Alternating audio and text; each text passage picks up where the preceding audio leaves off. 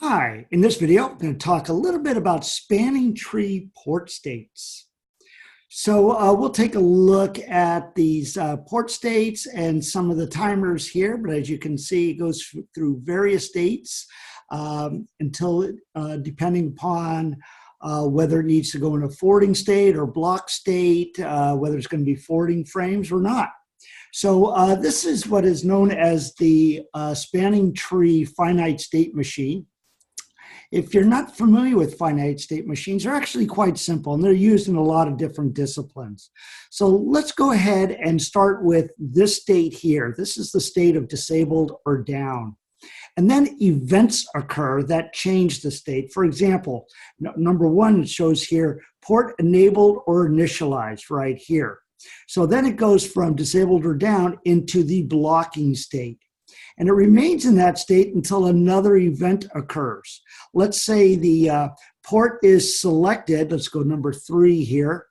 Port is selected as a root or designated port, so then it will go into the listening state. And it will stay in that state until number 5, the forwarding timer expires. So that's where these timers come in. And then it will move to the learning state. And then it will stay in that state until number 5, again, another forwarding timer expires, and then it will move into the forwarding state. The forwarding state is where the port is actually accepting frames, data frames, and sending data frames on that port, forwarding the Ethernet frames. And our port will end up either in forwarding state or blocking state, unless we disable the port with a shutdown command. All right, so to take a look at some of this in a different way, and this is a great little diagram to help us understand the states and the events that occur to go from one state to the other. But let's take a look at this table here. Here I have a switch, and it's starting off here in the disabled state. And at this time, this is usually, it's like administratively shut down, the port is. And so there's no BPD use being sent or received. There are no updates via this port with the MAC address table. No data frames. These are Ethernet data frames being sent or received. And it stays in this state until the port is configured with the no shutdown command. Okay, then it will, once it becomes enabled, it goes into the blocking state. And this is where we see the amber light on the switch. This is where the port is being initialized and only receives the BPDUs. It's not sending, only receiving BPDUs. There's no update to the MAC address table. It is not sending or receiving Ethernet frames, and stays in this mode if there's any kind of loop detected in the spanning tree domain. So this is where we've seen previously where it will become where we're using the 3-step process and the 5-step decision-making process. Some ports will become blocked ports. Otherwise, it stays in this for it takes about 20 seconds to go from this mode to listening. Okay, this is where it's actually building an active topology. Thinks, oh, you know what? Maybe I can be a root or designated port. So we'll send and receive BPDUs. There's still no update to the MAC address table. Still, data frames are not being sent, and stays in this state for the forwarding delay timer of 15 seconds.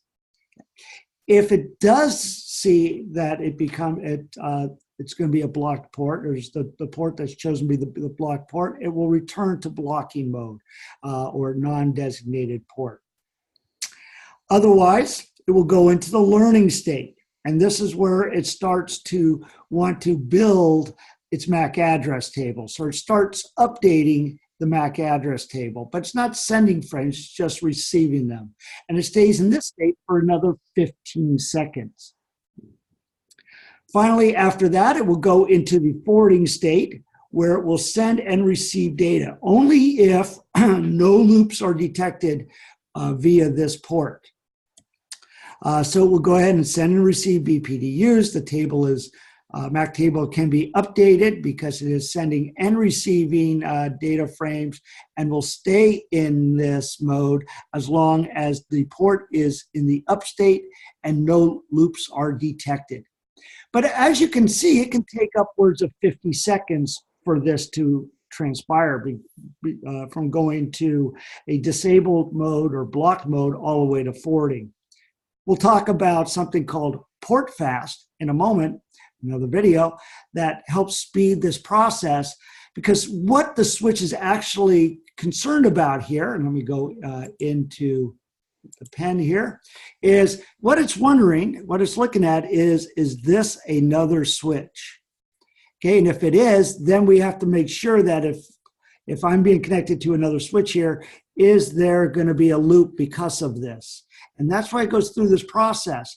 The entire spanning tree domain goes through this process to make sure there's no loops, and wherever there is a place for a loop, as we've seen in previous videos, it puts certain ports into a block state. But what if this is just a host computer?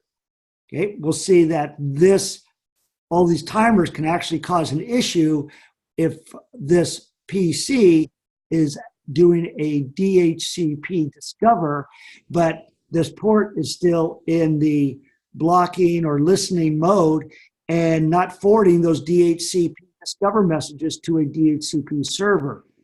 The DHCP process on this device will time out and will never get a IP address or a valid IP address. So we'll use something called port fast that will take care of that, and we'll see that in another video. But I just wanted to mention that these timers can be a bit of an issue if we're connecting a device that uses DHCP.